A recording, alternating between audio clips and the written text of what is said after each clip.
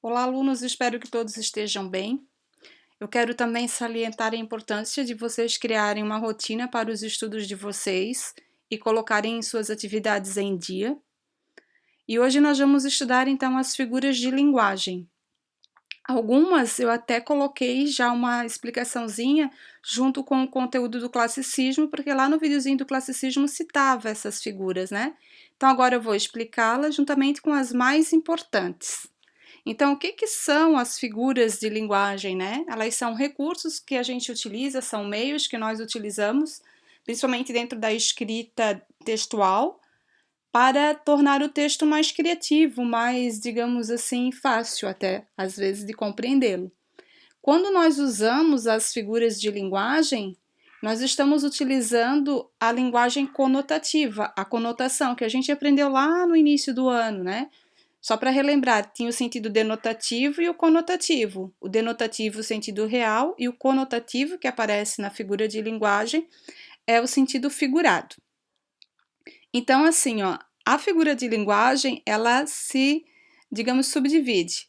Eu tenho a figura de construção, que é a mesma coisa que figura de sintaxe, que trabalha com a parte gramatical da frase. Eu tenho as figuras de pensamento, que trabalha com a parte da, não seria lógica, mas combinação de ideias dentro da frase, e a figura de palavras que trabalha com a parte do significado da palavra. Primeiro nós vamos estudar as figuras de palavras. A primeira é a metáfora. A metáfora, eu posso dizer que ela é uma comparação subentendida. O que quer dizer uma comparação subentendida? Eu faço uma comparação de algo, a alguma coisa, a alguém, sem usar as expressões igual a, como a. Olhem um exemplo. Ó. Meu pensamento é um rio subterrâneo. Eu comparei pensamento ao rio, mas eu não usei a expressão meu pensamento é como um rio subterrâneo. Se eu usar essa expressão, é igual ou é como, essas duas expressões, igual e é como, aí não é mais metáfora, a gente chama a figura de linguagem de comparação. Eu nem a coloquei aqui, eu só estou explicando para vocês, então anotem no caderno essa parte da comparação, tá? Então, vou dar outro exemplo para facilitar. Ó. Se eu falo assim, você é um raio de sol, isso é uma metáfora, eu comparei a pessoa ao raio de sol. Se eu falar você é como um raio de sol ou você é igual ao raio de sol, eu estou fazendo uma comparação, certo? Então, metáfora é uma comparativa, um fato comparativo subentendido. E a comparação, ela é clara, certo? A metonímia. A metonímia é uma figura de linguagem que eu tenho que prestar atenção para compreender, porque ela tem semelhanças com outras figuras. Então, o que ela é na verdade? Ela é uma palavra ou uma expressão, um termo, que eu consigo substituir por outro que tenha relação de significado, que tenha semelhança, certo? Então, olha aí só na frase, não tinha teto em que se abrigasse, quer dizer que ele não tinha casa, não tinha um lugar para morar. Então, a palavra teto substitui a expressão casa. Outro exemplo para ficar mais claro, se eu falo assim, ó, eu visitei a cidade maravilhosa. Eu visitei, na verdade, Rio de Janeiro, então a palavra, a expressão cidade maravilhosa, ela substitui o nome da cidade. Então, é uma metonímia. Se eu falar, comi um prato cheio, então é uma metonímia esse um prato, porque eu não comi o prato, né? Então, essa substituição da comida pelo prato, que também compreendemos. Depois, eu posso também utilizar a expressão li Luís Vaz de Camões, né? Só para relembrar, Luís Vaz de Camões, o escritor da Obras Lusíadas, né? Então, se eu falo li Luís Vaz de Camões, eu estou substituindo a palavra, a obra de Luís Vaz de Camões. Mas a frase fica compreensível. Então, eu compreendo a frase, mas eu tenho uma substituição lógica dentro dela, certo? Catacrese. Catacrese é fácil. Catacrese é quando, às vezes, a gente não tem uma palavra mais específica para eu me referir a um objeto, a uma parte de um objeto, às vezes também. Então, por exemplo, assim, eu falo, o pé da mesa estava quebrado. Então, o pé da mesa é uma catacrese. Eu posso falar, o braço do sofá. O braço do sofá é uma catacrese. Vamos pegar a cena atual, né? As pessoas falam assim, a quarentena. Se eu falo quarentena, na verdade, eu estou me referindo ao isolamento social hoje. Então, isso é uma catacrese. Por quê? Porque a palavra quarentena, no seu significado real, são 40 dias. Mas na frase, assim, ó, a quarentena já dura 2 meses. Nessa frase, a palavra quarentena, o significado é o isolamento já dura 2 meses. É nesse sentido.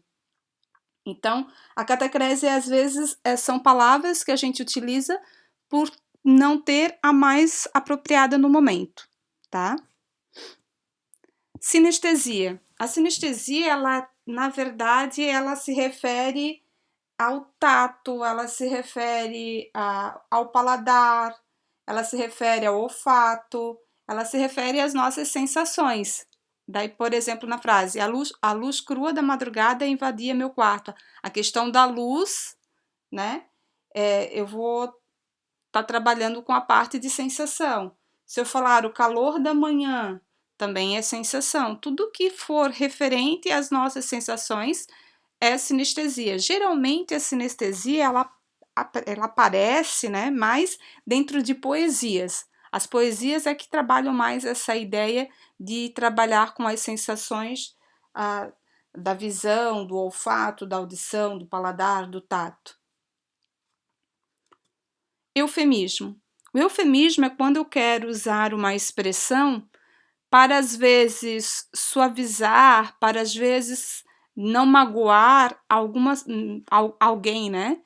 Então, assim, às vezes até o eufemismo ele parece ser estranho, né? Mas o objetivo dele é sempre minimizar alguma situação. Então, ali na frase eu coloquei assim, ó, ele enriqueceu por meios ilícitos, né? Então, eu não falei que ele enriqueceu pois roubou. É a mesma coisa se alguém, né, um parente próximo faleceu.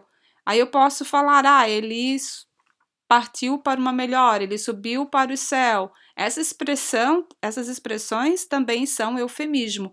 Então, se eu quero dizer que alguém pegou algo que não era seu, né, no roubou, eu posso dizer, pegou sem pedir. Eu vou tentar amenizar a situação para não criar um conflito ou alguma coisa nesse sentido, tá? Depois a hipérbole. A hipérbole, ela é um exagero. Tudo que for exagerado. Só voltando um pouquinho.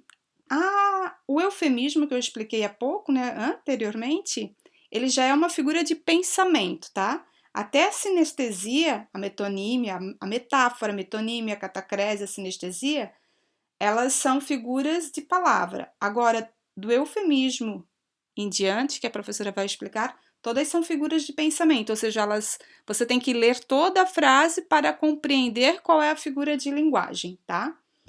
Então, voltando, a hipérbole é um exagero, sempre que você dar a ideia de exagerar na situação. Então, estou morrendo de sede. Demorou séculos. Sempre que for exagerado, é uma hipérbole. A antítese eu já comentei, já expliquei ela anteriormente, e na sala de aula está em alguns momentos, dentro de poesias, eu também citei já. A antítese são palavras opostas, palavras contrárias dentro de uma frase. Então, ela pode ser a palavra que são mesmo antônimos, né? Ou ela pode ser expressões dentro da frase que vão se opor.